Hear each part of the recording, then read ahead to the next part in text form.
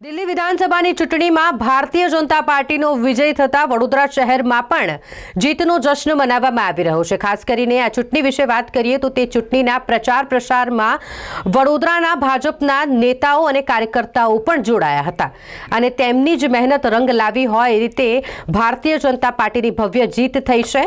દિલ્હીમાં આમ આદમી પાર્ટીની 10 વર્ષની જે સરકાર હતી તે ભાંગી પડી છે અને ભારતીય જનતા પાર્ટીનો ભગવો લહેરાયો છે, જેમાં વડોદરા શહેરથી પરાક્રમસિંહ જાડેજા ભારતીય જનતા પાર્ટીના અગ્રીમ નેતા અને તેમના જે સાથી કાર્યકર્તાઓ છે ભારતીય જનતા પાર્ટીના, તેઓને પણ દિલ્હી વિધાનસભાની ચૂંટણીની જવાબદારી સોંપવામાં આવી હતી। તેમણે જવાબદારી ખરેખર નિભાવી હોય તે રીતે ભારતીય જનતા પાર્ટીનો દિલ્હીમાં જીત થયો છે અને તેની જ ઉજવણી વડોદરા શહેરમાં પણ કરવામાં આવી રહી છે। વડોદરા શહેરમાં ભાજપના અગ્રણી પરાક્રમસિંહ જાડેજા સહિત ભારતીય જનતા પાર્ટીના અગ્રણીઓ અને કાર્યકર્તાઓ દ્વારા દિલ્હીમાં જીતની ખુશી વ્યક્ત કરવામાં આવી, ઉજવણી કરવામાં આવી। દિલ્હીની અંદર આજે ભારતીય જનતા પાર્ટીની ભવ્ય જીત બદલ દિલ્હીની પ્રજાને, દિલ્હીના મતદારોને, દિલ્હીના ભાજપના કાર્યકર્તાઓને ખૂબ ખૂબ અભિનંદન આપું છું।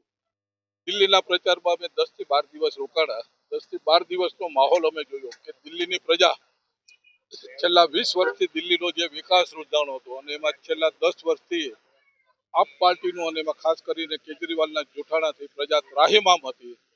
તમામ લોકોએ એક મન બનાવેલું જ હતું કે આ વખતે અમારે પરિવર્તન લાવવું છે।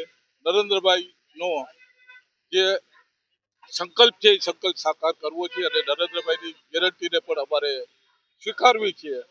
એ જ રીતે આ વખતે તમામ લોકોએ નરેન્દ્રભાઈની ગેરંટીને સ્વીકારી અને ભવ્યથી ભવ્ય રીતે ખૂબ જ ખુશ છીએ, કારણ કે અમે ત્યાં જઈને મહેનત કરી છે અને આજે આટલું સરસ પરિણામ આવ્યું છે કે 10 વર્ષથી જે આમ આદમી પાર્ટીની સરકાર હતી એ આપદા સમાન હતી દિલ્હીવાસીઓ માટે।